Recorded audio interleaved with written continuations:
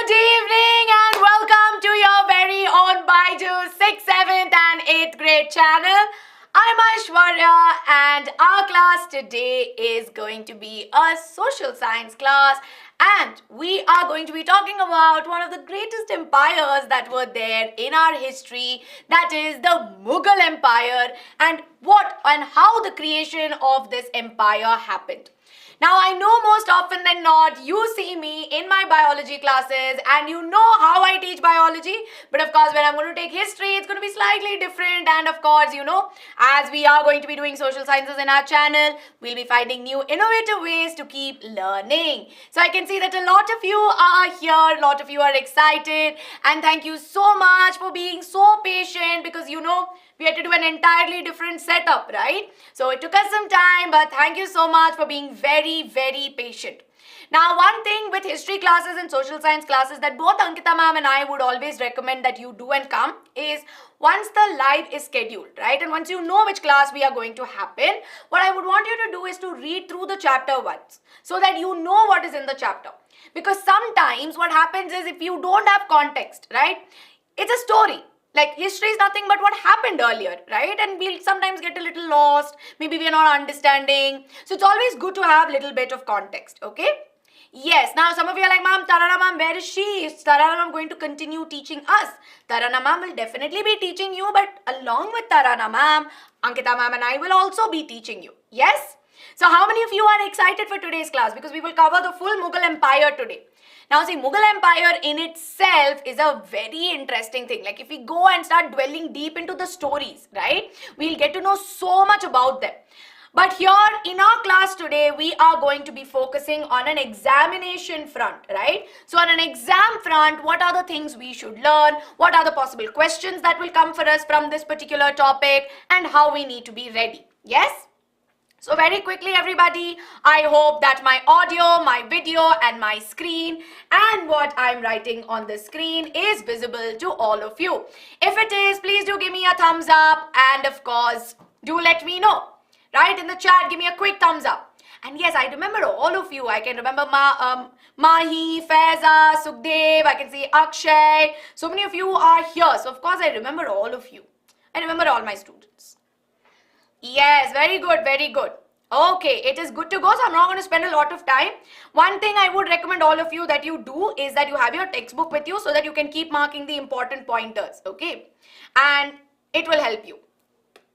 Now, of course, for those of you who've come from my previous class to this class, you know about it, but here's a quick reminder for everybody. You know that ANTE examinations are going on. ANTE has started in full-fledged. A lot of you have already written ANTE, but if you still have not written ANTE, you still feel like, ma'am, maybe now I feel like registering. You still have time to register for the online exams, because offline exams, of course, as you know, you need to register 7 days prior. But online exams are going to keep going on till the 13th, right? So it is going to go on till the 13th. So you can register 3 days prior. So you still have time till 10th to register. So in case if you do want to, register for ANTE, register right away, right? Don't be late to register for ANTE. And now, of course, you know that you'll also have to register for parent club. Now, you're like, ma'am, so many registrations. Why are you making us do this? Simply because we just want the best for all of you, And we know how curious you are. You guys, all of you ask us so many interesting questions. Some questions for which I might not really have an answer. And I'm like, you know what, I'll get back to you on this because I didn't think of it when I was your age. Which is why here Chetna ma'am is going to be coming live, and this particular webinar that is there will help all of you to harness the superpower that you have, which is nothing but your curiosity, right? Now, how to harness it? It's not a thing that we can do alone. We all need help, right? So we are here to help you, but you also need help from your parents, which is why it is important that you learn about it, okay? So please make sure that all of you do register for this webinar. Yes, all right. So now, of course, let's get started. Now, as you can see, some of the learning objectives are there behind me also, but don't worry, you will be able to see it slowly, right? So what are we going to be learning? We are learning about the Mughal dynasty. We are learning about the Mughal Empire. And here in this chapter, we are going to be learning about who the Mughals are, what were their traditions of succession, because this empire, when we say it, is not something where only one ruler was there, but there were many emperors or many rulers. And what was their ideology of succession, what were their major contributions, and this part is the most important part of today's chapter. And on an examination front, that is the Mughal administration. Then, of course, this part on Akbar's policies is also something we are going to be dwelling on. Then later on, we will wind up with talking about what happened post the 17th century to the Mughal Empire. Yes? So this is what we are going to be looking at today. But before I get into telling you all of this, can any of you tell me why are we learning about the Mughal dynasty, right? Why is it that we are telling about the Mughal Empire and why we are calling it as an empire? What is so great about the Mughals, right? Can you all tell me? Okay, we will learn mainly about Akbar's policies, right? But we will look little bit on all the emperors, okay? Now, Anushri, Shrishti, everybody, I need all of you to stay focused on class, So I need you all to remain focused, yes? Because they ruled almost for 200 years, because they were famous, they captured the subcontinent, okay? Because they made a lot of, yes, very good. So first and foremost, like how all of you are telling me, right? I'm going to write these pointers on the black screen, yes. So they were the ones, right? Very good, Mahi. They brought different parts of the subcontinent together. So we saw that the empire that they built brought different parts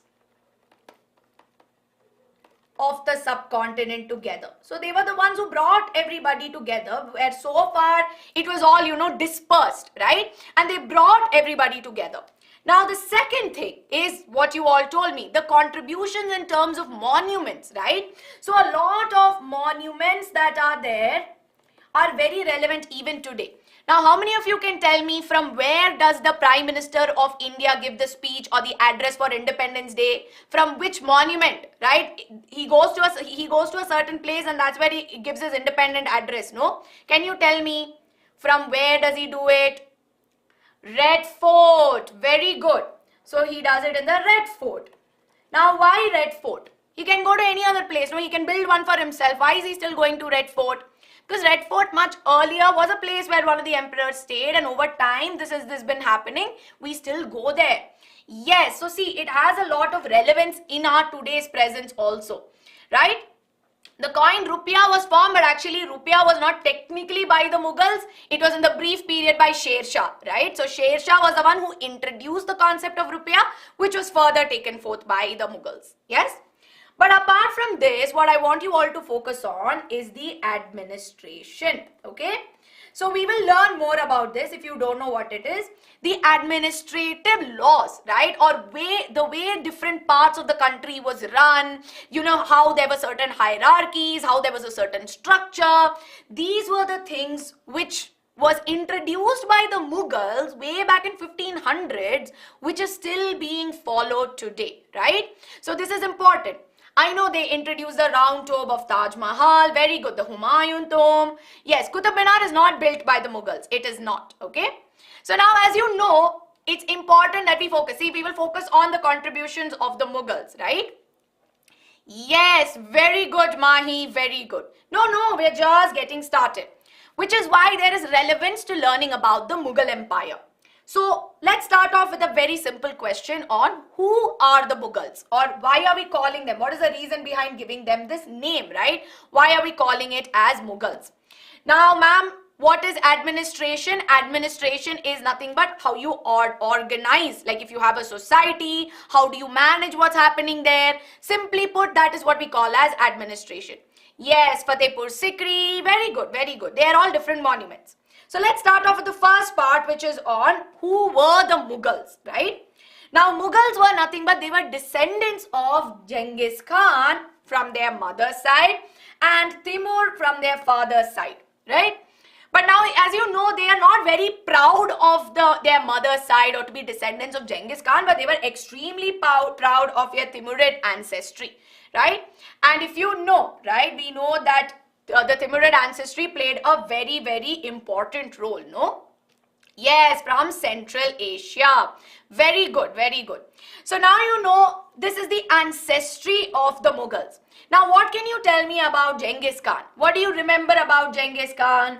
We've learned about him on, read his name somewhere, no? Very briefly. Yes? Mongol, yes. Very good. Of course I remember, I do. Very good. He built one of the largest empires, no? He built one of the largest empires, but with a lot of violence, right? And this is something that we often see. Now, as we go on through today's class also, we also realize there's a lot of violence that is there. He was responsible for bloodshed. Yes, very good. Largest empire was established and with a lot of violence and bloodshed. Yes. Who were the Mughals? I think you should say who were the Mughals, right? Because the Mughals we are talking about in past tense, no? Yes.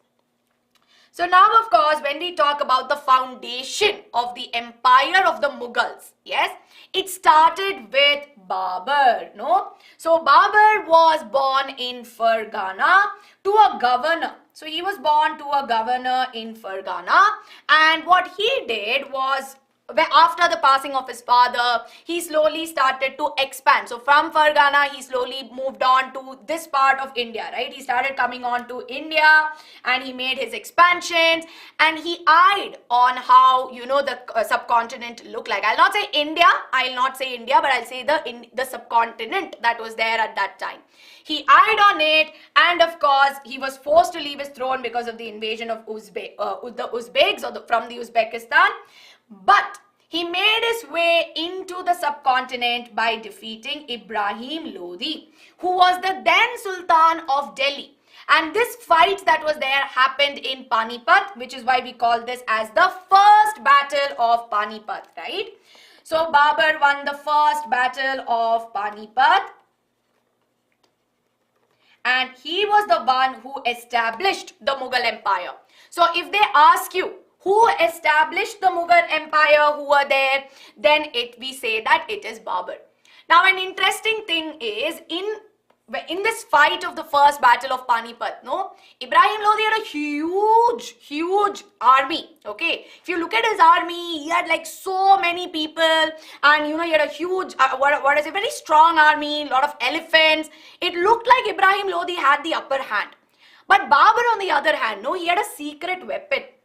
And this secret weapon that was there were nothing but cannons that were fired. You've seen cannonballs, no?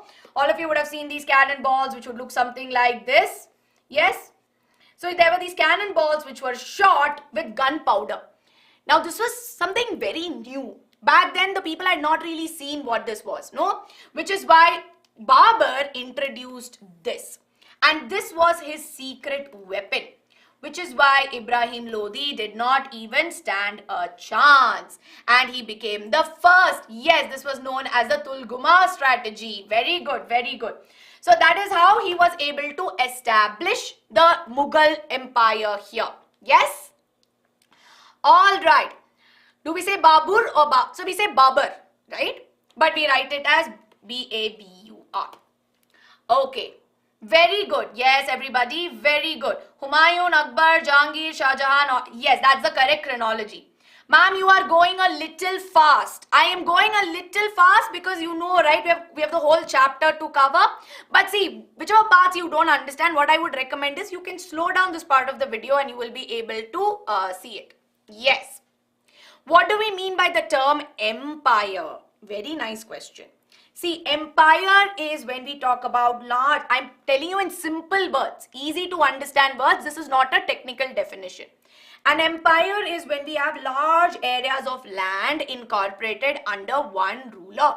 So we have different people who are there who all come under one ruler. We call it as an empire. Yes? Not technically only army also. Okay, it's all of it. Yes. Very good. Okay, so now we know. So this is a brief introduction on how the Mughals came into the to our subcontinent, right? Now, of course, we know that moving on, there were many years of Mughal ruling, right? Or I would say many years where the Mughal dynasty continued, and totally, roughly for about 331 years, they ruled the subcontinent. Yes. So now, of course, we will start off with the tradition, right? So how did the Mughals rule for 331 years? Now the thing is, normally, if let's say that there is a ruler, right? He is a king. He's a king and he's of age and he knows that now he might not survive.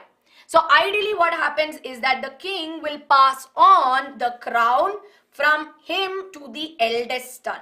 Okay? So he will say, okay, my eldest son, whoever is there, you are going to be the next king. So that is what they say. But on the other hand, the Mughals did not believe in this. So their understanding of succession was quite different. So this, what I told you, right? Inheritance to the eldest son. This is what we call as primogeniture.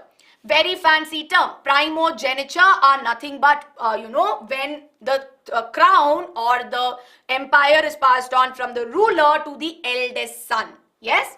While on the other hand, when we talk about what happened in the Mughals, right?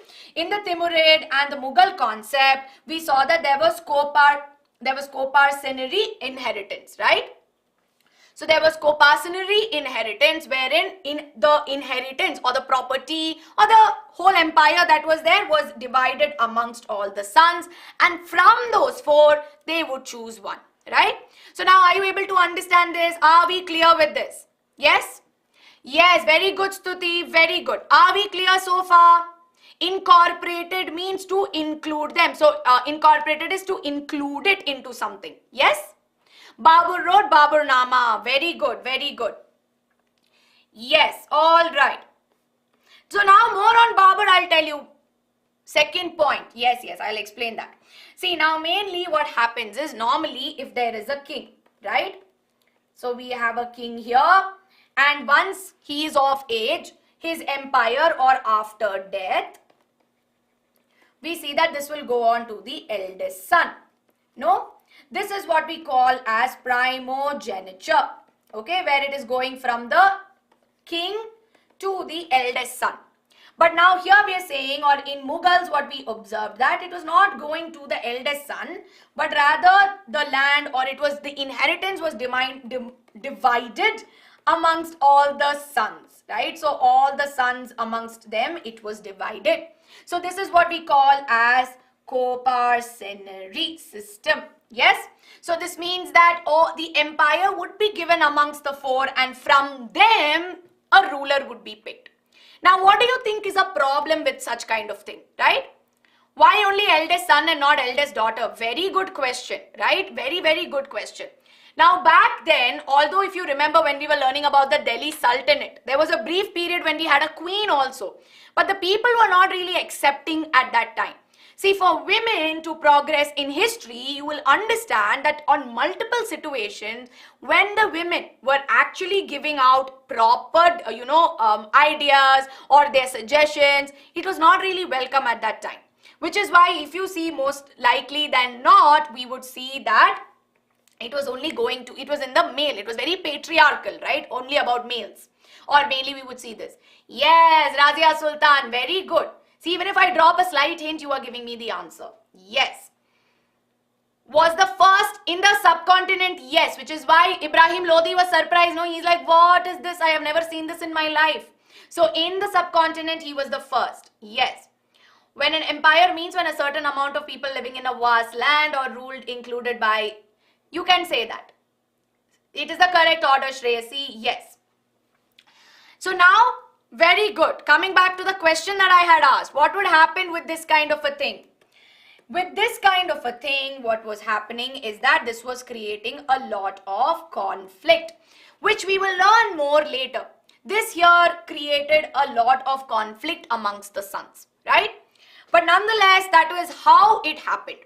Now let us move on to more about their major campaigns. Okay, this we don't need to know a lot about it. It's good to know a little bit about it. So now, as you know, a lot of you are asking me, ma'am, what is Babur's full name or real name, right? Some of you have already told me the answer. It is nothing but Zahiruddin, right? Muhammad Babur.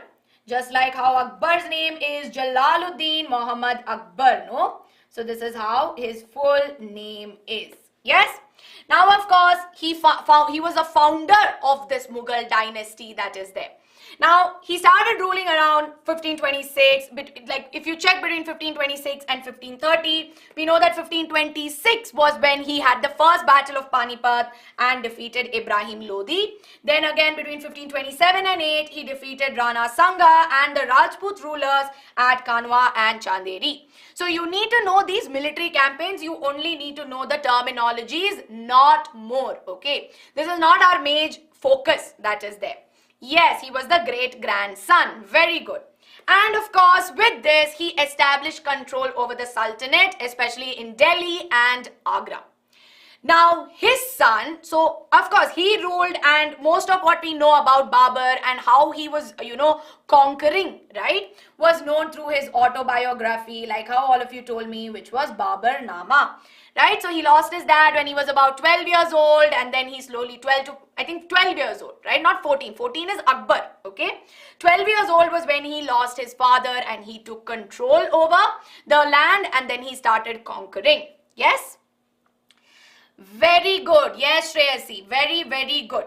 Now, he of course conquered different parts. He came to Kabul, then he moved on till the Indian subcontinent and he established this. But what happened was later on, his sons, he had 4 sons, okay? And the son we need to be concerned about is Humayun. Now, Humayun's story is very interesting. As much as I want to teach you in detail, Humayun's story is extremely interesting. Now, the land, like I told you, right, because of the kind of inheritance the Mughals followed, Babur divided his inheritance amongst all of his sons, which means Humayun divided it amongst all of the brothers, okay? So there were 4 brothers and he divided it amongst all of them. But what happened was, Humayun decided that, okay, I'm going to be the emperor, I will succeed after my father.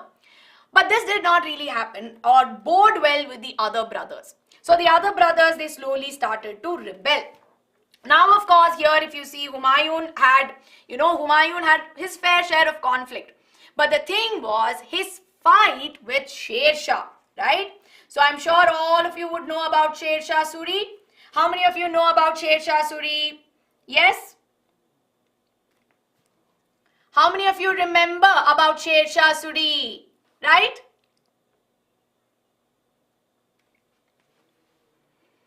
Yes, very good. So the Battle of Chausa was fought, right? Closely followed by Battle of Kannauj. And did he win? Did Humayun win this battle? Did he win? Yes, he lost the battles, right? He lost these battles. Very good. It was fought between Sher Shah Suri and Humayun. So for almost 15 years, he had to escape in between. So almost for 15 years, he was not there and he escaped. Yes, he was forced to leave to Persia. So that is where he was there for almost 15 years, right? Yes. Now, in the meanwhile, Sher Shah Suri was a very capable leader. Like you said, he built the GT road, many monuments. And this GT road connected all the way from Bengal to the other side, right? So he'd done a lot of things. He was the one who introduced Rupaya as well, the whole concept of Rupaya that was there, wherein, coins were used, right? Gold, silver coins, and he called them Rupiah. Sher Shah Suri had his own, contributions to the empire and the way we do administration. But the thing is, he came back. Humayun came back after 15 years with the help of Safavid Shah, right? From this empire, if you see, in 1555, July 23rd, he recaptured. Now, he was able to recapture Delhi mainly because of 2 reasons. First and foremost, Sher Shah Suri had passed away by then.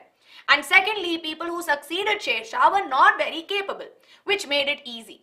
And at the same time, if you see, Humayun fought his brothers also. In the meanwhile, Humayun fought with his brothers and he made sure that he came back, right?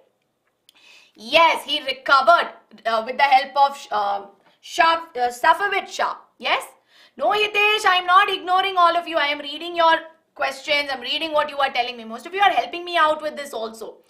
So as you know, a lot of fights have been happening, but at the end of the day, Humayun was able to get back or revive what he lost.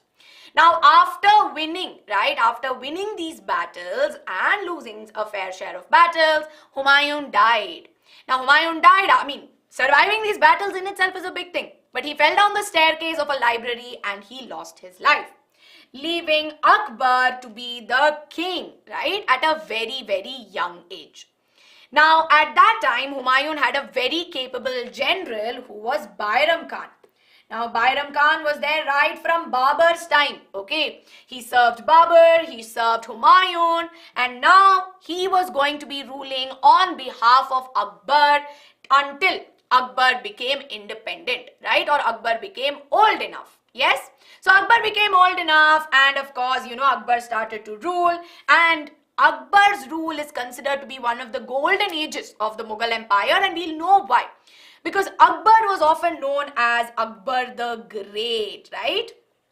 Yes. So he managed the state of affairs on the behalf of Akbar. Yes. Very good. So now, as you know, he served as the Prime Minister or he served as the Wazir, right? That's what he did. Abul Fazl wrote Akbarnama. Yes, very good. And Akbarnama and more about it we are going to be learning later on when we do Mughal administration, right? That's why I'm not touching upon those kind of things. But basically, if you think about it, in Akbar's rule, there were 3 phases, right? 3 phases of the rule. Initially, when he launched campaigns to capture Malwa, Gondwana, expanded to Gujarat, right? So it was more towards on the western side. Then second phase of it when he was moving towards the east, right? Towards Bihar, Bengal, Orissa. Then the third phase of it where he expanded to Kandahar, Kashmir, Kabul, and of course initiated the Deccan conquest. That means towards south. But he just started, he just initiated, he didn't do much about it. So this was all about the 3 major rulers. Now before I go ahead and going on and on about it, here's a quick question for all of you. Babur defeated which following Lodhi ruler who also was the Sultan of Delhi in 1526? Balbul Lodhi, Sikandar Lodhi, Ibrahim Lodhi or Hemu? Very quickly in the chat. This is an easy question.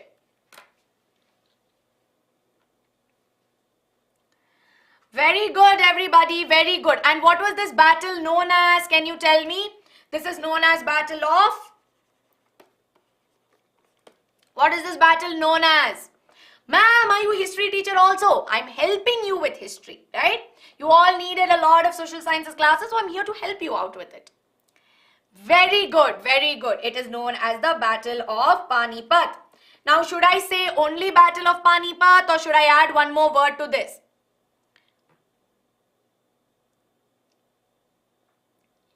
Yes. Is it only Panipat? One more thing I should add, no? What is it? Very good. It is the first battle of Panipat. That means who fought the second battle of Panipat? Can you tell me? I'm giving you a clue. Who fought the second battle of Panipat? Can you all tell me?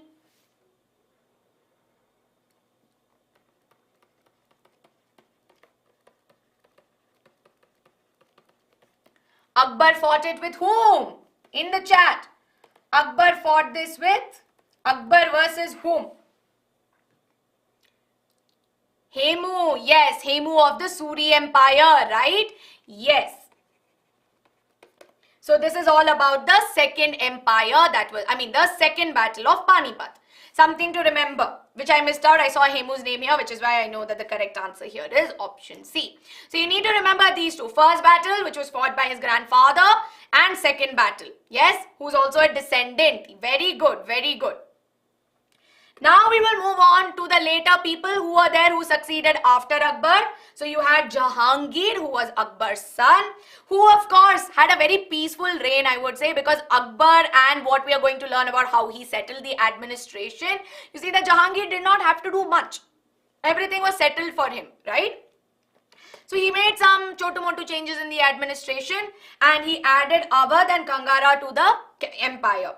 But of course, he faced a lot of rebellion, mainly from his son Shah Jahan in his last years, right? So he was losing Kandahar, which was a very important defense point for the empire, and there was a lot of retaliation there, which is why he wanted his son to go and defend it. But clearly, his son was rebelling against it. Now, post the death of Jahangir, Shah Jahan took over. Now, during Shah Jahan's reign, we saw that there were expansions to the Deccan, which means further south. And at this point, they had launched campaigns or military campaigns to conquer Ahmednagar. And of course, they defeated the Bundelas and captured the Orcha, right? But mainly here, if you see, again, they just started continuing it. It had not really happened. They were not able to capture places like Bijapur and Golconda, right? Because they had resisted the invasion of the Mughals, right? So here, if you see, they were not able to do this. And eventually, yes, very good, Jahangir was imprisoned. Very good. So in this case, if you see, more than Jahangir, actually Shah Jahan was imprisoned, right? Shah Jahan was also imprisoned by Aurangzeb, who was his son who took over. Now, more about Aurangzeb we will be learning about in the later chapters, but mainly if you see, he had rebellions and he captured Bijapur, Golconda, more towards the Deccan, and of course from this time was when we know that the decline of the Mughal Empire started, right?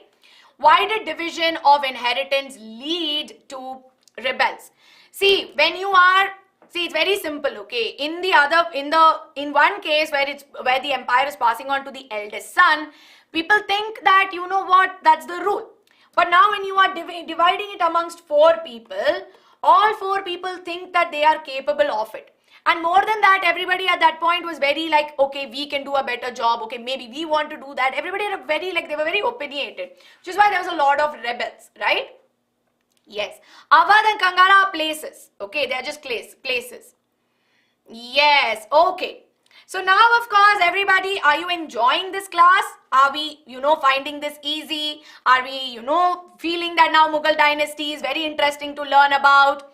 If so, then you know what to do, right? You need to make sure that you hit that subscribe button, you like this video, and you show me your love by liking and subscribing to the channel. Yes?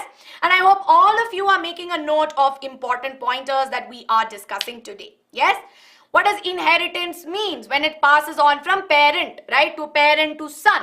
So if I have some money and if all this money is for my child, then that is my child's inheritance, right? Because it's coming from me as a mother. Okay, very good, everybody. Yes, Anchi, yes, very good, Laksh, very good. So now we're going to move on to a very important part for which I need your focus, okay? And this is where you will get most of your questions in your exam, and I am sure that you will be able to learn, okay? So this is the part where they will get you questions even in your unit test. That is on Mughal administration. Now, Mughal administration, especially when you think about Babur's time, Babur was very busy still capturing different parts to build the empire. And even in the case of Humayun also, if you see, most of the time they spent in keeping the empire or fighting of rebellion. Even though they called it as a dynasty and as an empire, they never really got the time to really take care of running the empire. It's kind of like saying, you know what, I have just decided to be, Bangalore's, today I have decided I am going to own Bangalore, okay? And I want full Karnataka under me. So that means I'm going to different parts telling, hey, make me the, maybe chief minister, make me the chief minister. I'm going and I'm telling everybody, I'm very not violent, I'm very nice, so I'm just going to talk to them. But now the thing is, half my time is going and convincing people or bringing people together. Now in the Mughal dynasty, that's what happened with Babur and Humayun. They did it in a violent path with wars and everything, but most of the time was going there, right? Nobody was really looking at what was happening to the people. Yes? Which is why, especially during Akbar's time, the Mughal administration. Now, what do I mean by administration? How to manage an empire, how to manage so many people under you. If you are calling yourself an emperor, a king, right? Then you must be doing something for the people. So this whole thing is very simply what we call as administration. And this flourished especially during Akbar's time. And these are 3 very, very important things to remember. So first and foremost, he introduced the Mansabdari and Jagirdari systems. He had some land revenue reforms, and of course, he built relation with other rulers. So what does dynasty mean? Dynasty is nothing but when we, again, I mean, it's a very, how do I explain it is what I'm thinking. Dynasty is like a lineage, right? So my dynasty would have all my people, my blood, right? That's what it is. I'm not able to find the right words, Mahi. When I get the right words, I'll explain it once again, okay? So first and foremost, let's have a look at the Mansabdari and Jagirdari systems. Yes? Okay. Ma'am, history is little difficult for me. Who is Sher Shah? Sher Shah was the one who had come from the eastern side, who had attacked Humayun. Yes? Lineage, my line of family, right? Yes. Are we clear, everybody? Are we clear? I need your focus on screens. Yes? You will. Okay. Need all of your focus for some amount of time. So if I don't take your doubts, don't think I'm ignoring you. It's just that to explain this part, I need little bit of time and I need you to focus. Okay. Now, what do we mean by this Mansabdari and Jagirdari systems? Now, let me give you some context.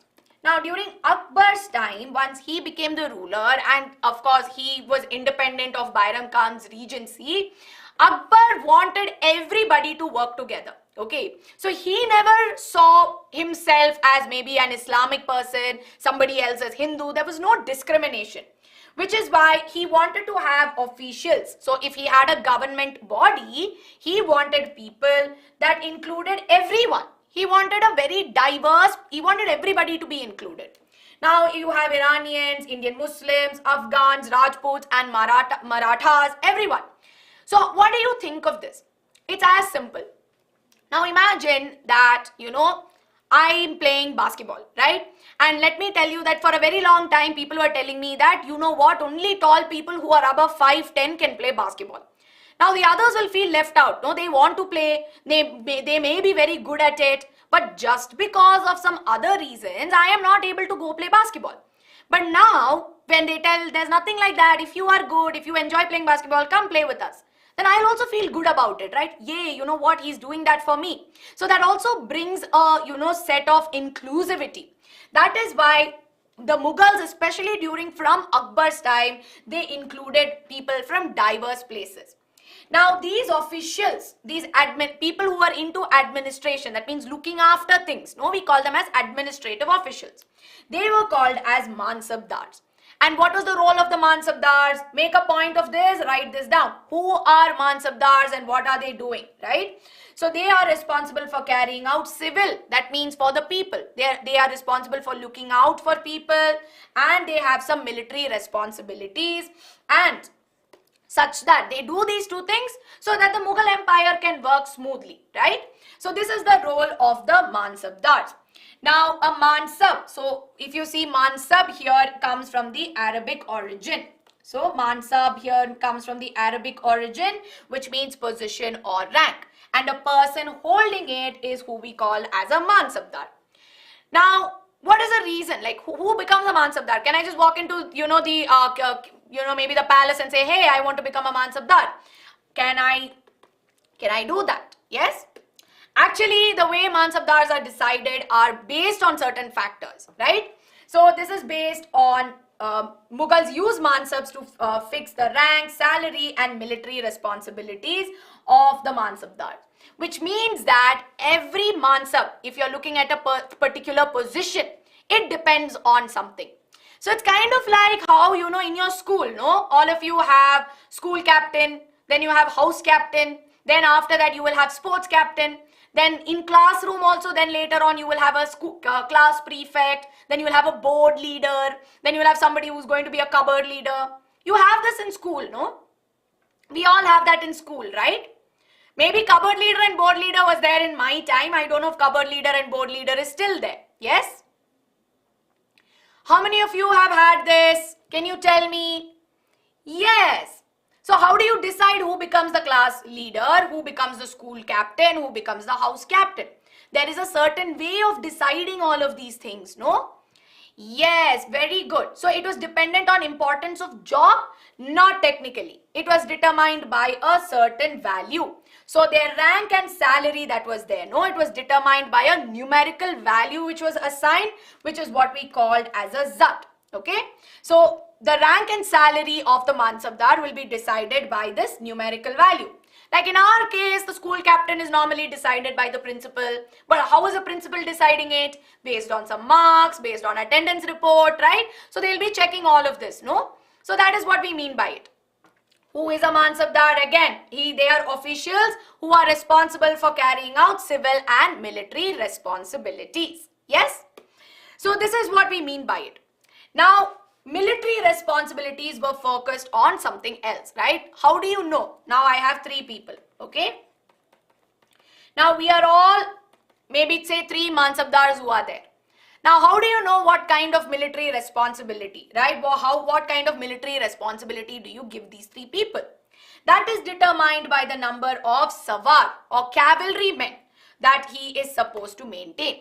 So Mansabdars are also given cavalrymen. Now you'll ask me, ma'am, what is cavalry? How many of you are about to ask me this? Ma'am, what is cavalry? Yes? How many of you were about to ask me this?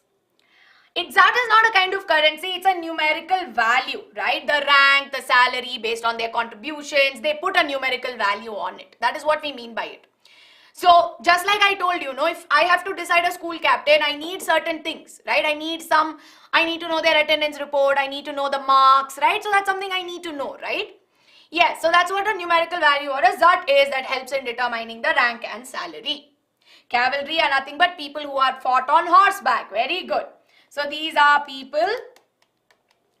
So here we see that they are people who fought on horseback. So the Savar that is there again is another numerical value. Okay. Yes. So now as you know, this is what we understand by it. Now of course, if you see, we have so many Mansabdars who are there. They should also get some money, they should be getting salary, they are working, right? But back then, there was not a lot of concept of this salary. So which is why when this whole concept of salary came, they were wondering, where is the salary going to come from, right? Where is the salary going to come from? So the salary of Mansabdars did not come directly. It's not like every day king will be like, okay, I have to give you 10 rupees, I have to give you 20 rupees. No, it's not how it works. So the salary system was in the form of revenue assignments. Revenue means money, okay? So they were given lands, all right? So all these Mansabdars were given land and these land were known as Jagirs, okay? So imagine I'm a Mansabdar and this is my land, okay? I'm going to call this as Jagir 1, right? So I have this one land. Now, I can do agriculture in this land, okay? Or I can maybe give it to some other people to open shops here. They could be selling fruits, vegetables, whatever. So when I give this land that are there, what I can do is, these people will be making money. Now, on a regular basis, whatever revenue that comes from there will go to a Mansabdar. Are we clear? Yes? Are we clear or have we fallen asleep? Are we like, ma'am, nahi ho raha hai, history, bahut boring hai? Yes. Are we clear? Horseback is when I'm sitting on the back of the horse. 1 minute, guys. The chat has gotten stuck on my screen. Yes, that's why. Just give me a moment. Just give me 1 moment. Okay, now it's fine. So now we know what is Jagir, right? Artillery is nothing but when we use weapons, right? That is what we mean by artillery.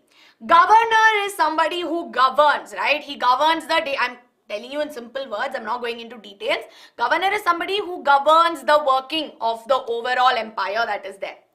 What is Savan? It's not Savan, that is that Savar, right? Savar is a numerical value. So just like Zat that you have, which is a numerical value that will determine the rank and the salary of a Mansabdar, you have Savar, which is again a numerical value, which will tell you how many, military men or cavalry men you will have under you, right? That is what we mean by those are the military responsibilities. So civil and military responsibilities. Yes? Okay. Ma'am, can you explain Jagir once again? Yes, okay, I will explain, no problem.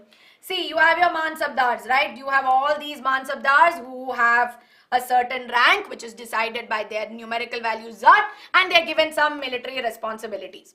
Now, they are also needed to be given salaries because they are doing and carrying out various responsibilities for the empire, no? So, what they will do, each of them are given a piece of land which is what we call as a Jagir. Now, this piece of land is from where they get their revenue or their salary. Now, what happens is that they can use this Jagir in whatever way they want. They can do agriculture here, or maybe what they can do is they can decide to, maybe give it to other people to open up a shop, right? So, that is what they mean by it. So, that is what we mean by Jagir, right? And of course, people. So, the Mansabdars who held the Jagirs in lieu of their salaries, right, were called as Jagirdars. So, people who were there in the Jagirs are who we call as Jagirdars, and only they had the right to collect revenue. So, we see that during Akbar's reign, they always saw that the revenues were assessed, right? They made sure that nobody was doing any kind of fraud activity. So, they would assess the revenue and they would make sure that, they would get how much they need. So based on their rank, their salary and everything would be decided. And of course, they also make sure that, right kind of land is given, not any piece of land. The land also would be assessed.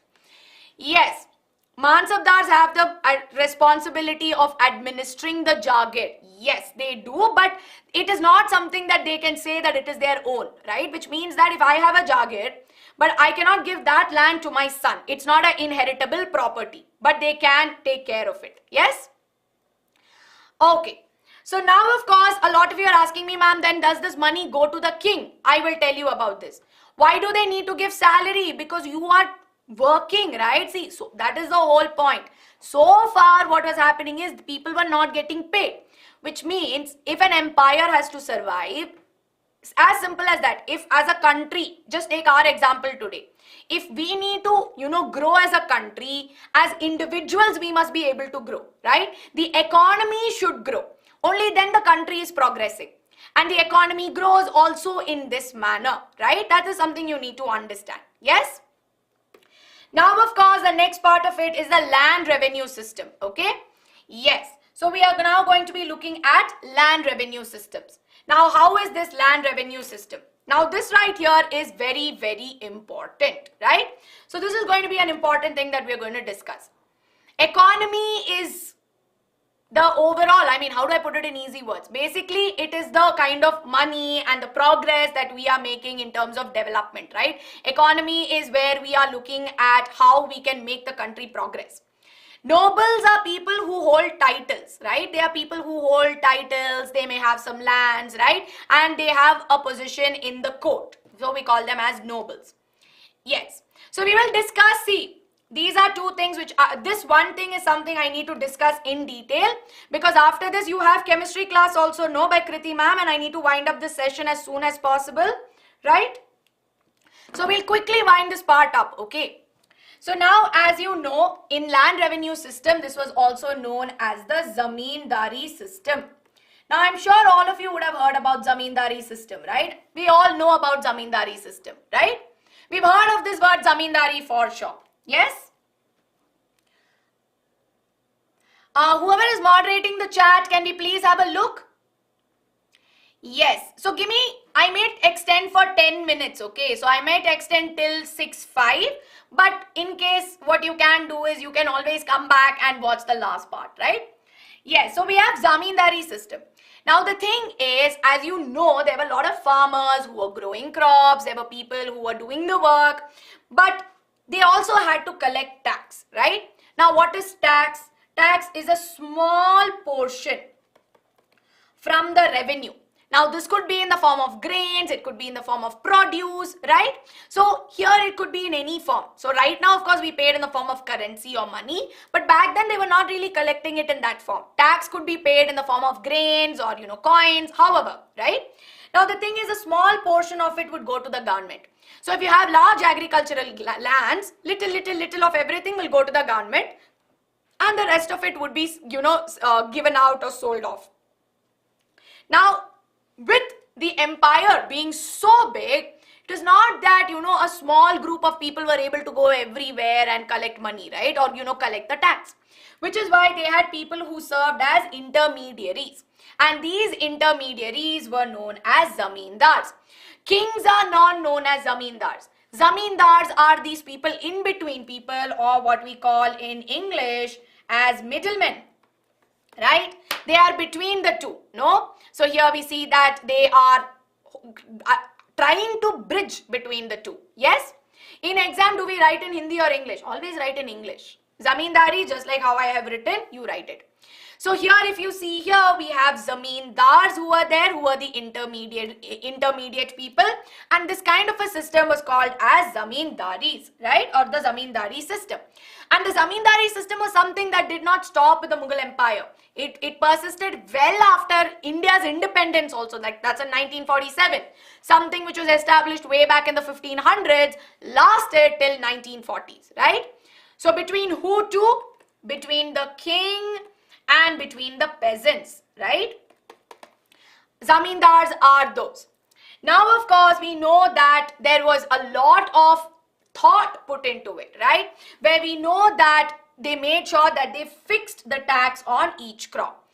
Now, what they would do is, for lands which were there, the land that used to be there, it used to be assessed. Okay, so they used to assess the quality of land, they used to assess the quality of crop, they used to figure out, okay, how much tax can this person pay with this amount of land.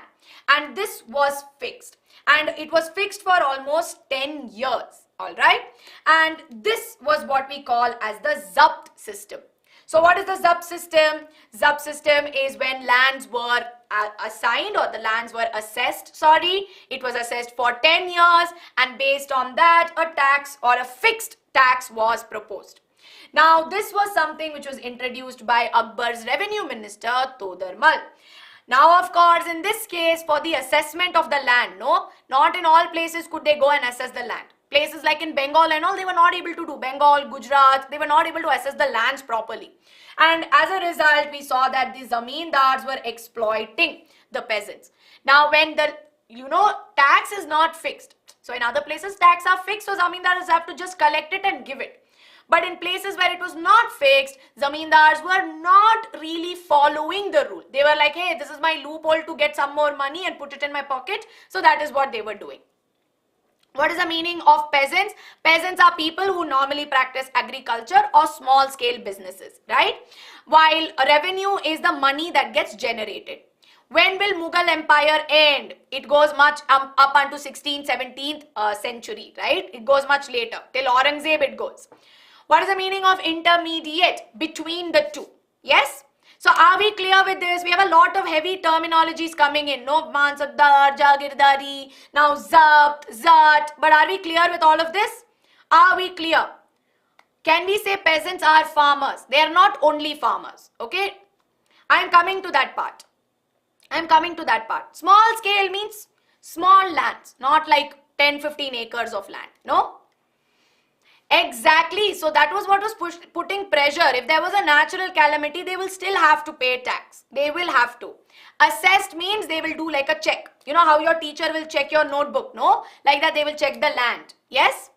Can you explain Zabt system? Definitely. See, in the case of Zabt system, what happened was they decided that we shouldn't keep changing the taxes. We need to have a fixed tax for one land. So imagine this is one land that I have. Okay. Now what will happen is there will be one superior. He will come. He will check the land. He will see, okay, can I grow? What kind of crop can I grow? Will it grow properly? Is it good conditions and everything? Then based on that, they'll be like, okay, so how much harvest did you have now? How much harvest did you get before that? They'll do all this assessment and they will tell, okay, roughly I am telling you, you have to pay 15 rupees as tax. Now this will be fixed for almost 10 years, right? So this kind of thing is what we understand as Zabt system, which was introduced by Todarmal, okay? Are we clear so far, everybody? Are we clear? Now, of course, as you know, by Aurangzeb's reign, the revenue assessed from the Jagir was much lesser than the salary of the Mansabdar. So how much of a money they were able to get from the Jagir, right, from that one piece of land was very, very less. And over time, the number of Mansabdars also increased, resulting to the shortage of land. Yes, and because of this, a lot of money was, taken away, like it was looted, resulting to suffering of peasants, no? Why was it less? Because see, nobody thought of how many Mansabdars are going to be there. Assuming at one point there were like 8,000 Mansabdars, you see that the land was not divided equally. Some people would have got more because more higher rank, right? So a lot of factors were there. So it was not properly differentiated, which is why due to the end, right, during Aurangzeb's time, it was very disproportionate and a lot of poverty took place. Yes? Hi Anushka, hello, welcome to the class. Now last bit of it, the main part that I would say. Now apart from this, land-wise also, right? So now you know that there are Mansabdars who are looking into civil rights, they're administrating the people, and of course some of them are given military responsibilities. Then you also know you have Zamindars who are looking into collecting taxes. Now apart from this, we also saw that the whole empire, because by the time Akbar was the, reigning, the empire had grown considerably. So it was on different paths. He couldn't keep traveling here and there checking what is happening. Which is why what he did was he divided the whole empire into provinces. That means smaller lands, right? And we saw that there were 15 provinces. Yes? So we saw that there were 15 provinces. Now these provinces, which are nothing but small lands, right? Or they are areas of lands which in itself had one leader. So think about this. It's just like how you have 7A, 7B, 7C, all your classrooms are there, no? 7D. Each of your class has a class teacher, right? All of you have class teachers, no? Now you will have one, teacher 2, teacher 3 and teacher 4. Now all these teachers will then be giving report to your principal. Now can your principal come to each class, every grade, every board, coming, checking, what are you doing, how are things progressing? Principal has bigger things to do, no? Principal has to look at the school as a whole, right? Which is why principal has your class teachers. And she'll regularly keep talking to your class teachers so that they will be able to take care. It's not that he was not able to visit, okay? He would visit. I mean, the way I said it sounded a little colloquial. It's not like he won't visit. But this is the analogy I want you to take. It's as good as how you have class teachers who look at you, take care of you as a class, but at the same time, we know that the principal is the overall head, no? What's a mansab? Mansab comes from the Arabic word which means position or rank. And a person who has a certain position or rank is who we call as a mansabdar, okay? Yes. So now, of course, every province had these rulers or they had somebody to, guide them or govern them. Or, we call these province as a suba, right? So every province was called a suba and the person governing it was called as a subedar, right? Yes. What more bigger things? Expanding the empire, looking at it at a broader macro level, at what kind of administrative changes need to be done. He had a lot of things to do, right? And moreover, he needed somebody to look after the day-to-day activities, right? That's why you have your subedars. Now, of course, the subedar was responsible for political and military function. Now, I have set everything up for you. You guys just do it and make sure it happens every day, no? And we saw that each suba had a divan, right? Now, a divan here is kind of like a prime minister, okay? So he's kind of like, I'm sorry, he's not a prime minister, that's a wazir. A divan is like a financial officer, sorry. So here, just like how, we have a finance minister, we have a defense minister, we have an international affairs minister. So we have all these different ministers in our government, no? Just like that, he also organized this. And here up to help the Subedar out, they had Bakshi, Sadr, Faujdar and Kotwal. Now before you ask me, ma'am, who are these people, I'm going to be writing this down. Now a Faujdar is somebody who functions as a military commander. Okay, so he functions as a military commander. While a Sadr who is there functions as a religious. He looks into religious activities and of course, you know, all the charities that take place, right? Then you have the Kotwal. Now, a Kotwal is like the town police, just like how we all have police in our neighborhood. No, they also needed somebody like that. And a Bakshi is somebody who pays the Faujdar. So, he is a military paymaster. Okay. So, this right here is a military paymaster. Yes. What is the need of looking into day-to-day activities? Mahi, this is like asking, why do we have chief ministers when we already have a prime minister, we already have a president? Why do we need chief minister? Why do we need to have ministers in our state? We have all of this so that at that state level, we have things happening, no? So it's very important to understand. Now, very quickly, everybody take a screenshot of this because I know you will ask me again, which is why everybody take a screenshot and let me know.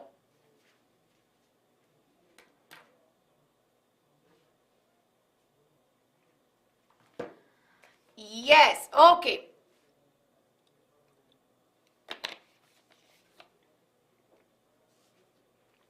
Have you all taken a screenshot? Give me a quick thumbs up.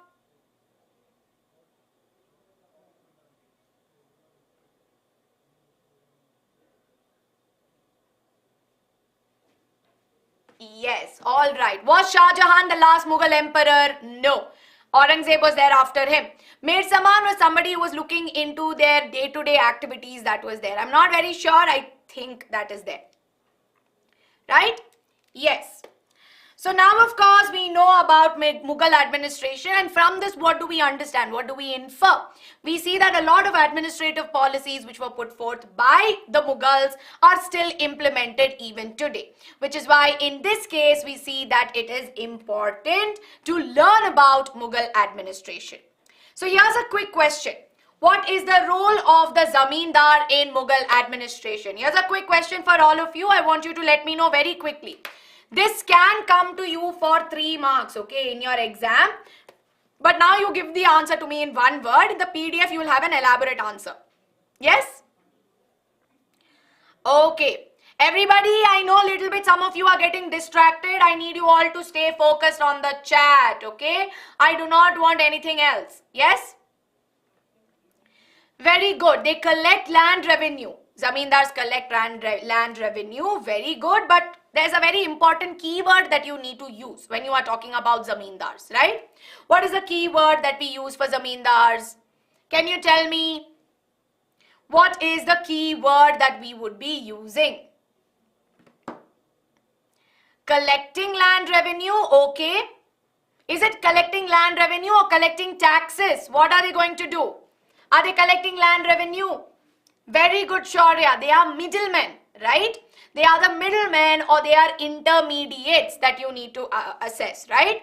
And they are responsible for collecting taxes, okay? That is what you need to specify. So they are responsible for collecting taxes, act as a link between the peasants and the rulers. And you can mention on how some of these zamindars exploited the power that they had. Now here's another quick question. What was the numerical value that determined the rank and salary of the mansabdar? We are talking about rank and salary. Is it Sawar, Zat, Ikta, Zabt?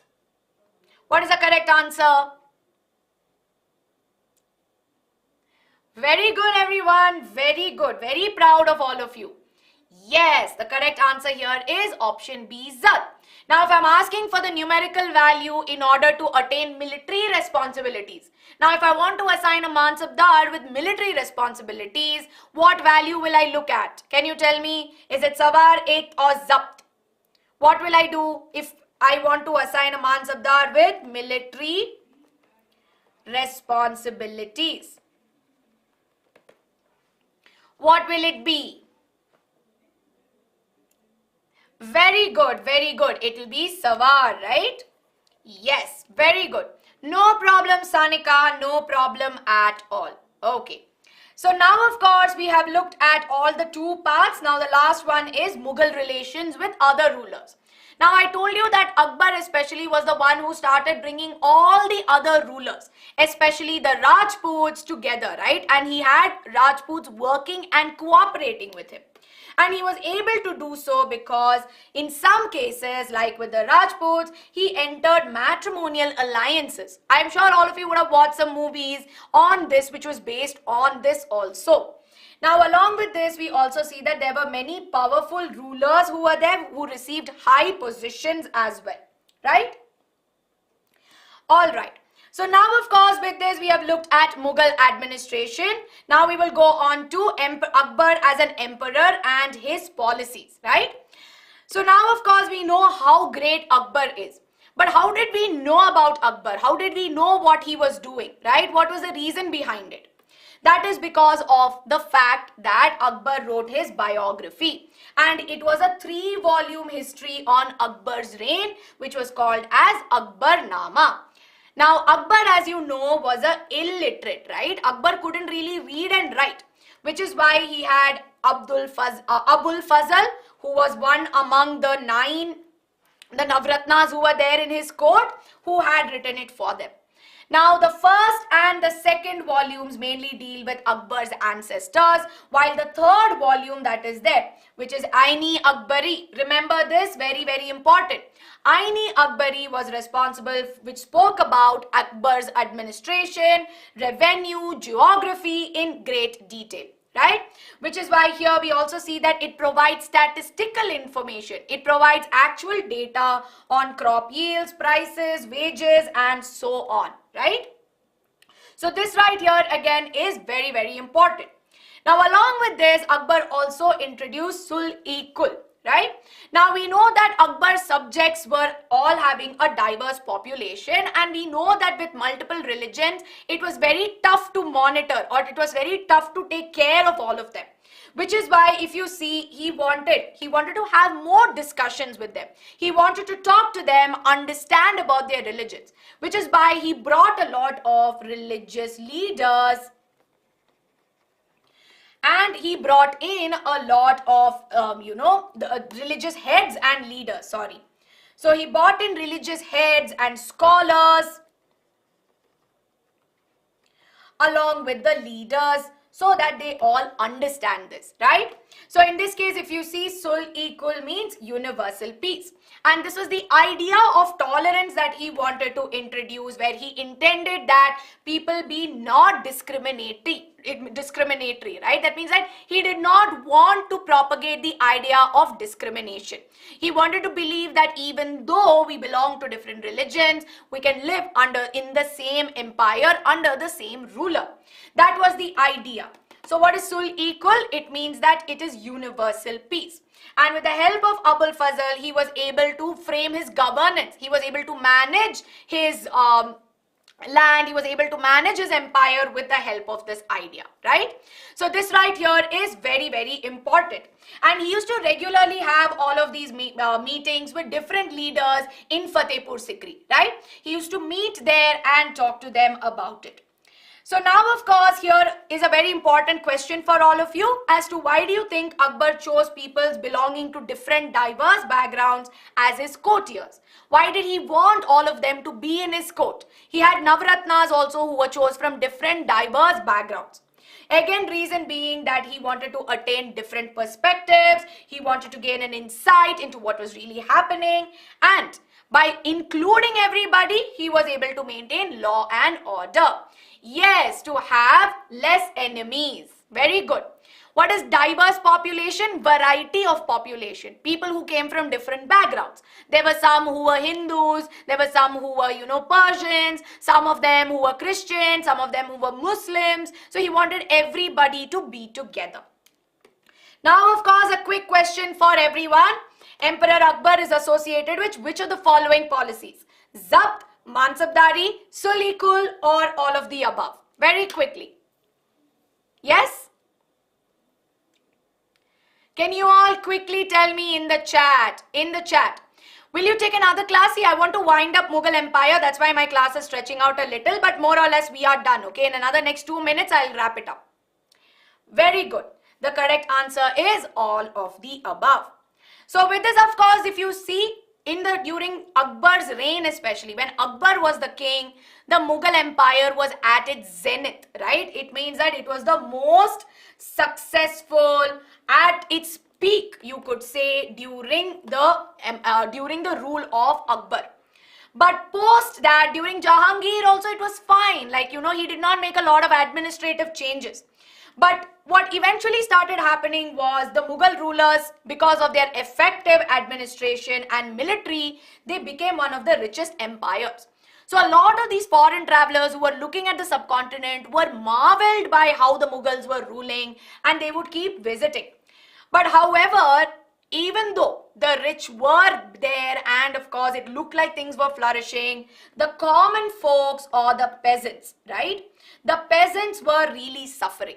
They had taxes to pay. Sometimes there was injustice by the zamindars. There was a lot of internal rebellions. Some of them could not even afford basic food or shelter. And along with this, like I told you, there was a point at which there were very few mansabdars who had a lot of money with them, while some of them had no money.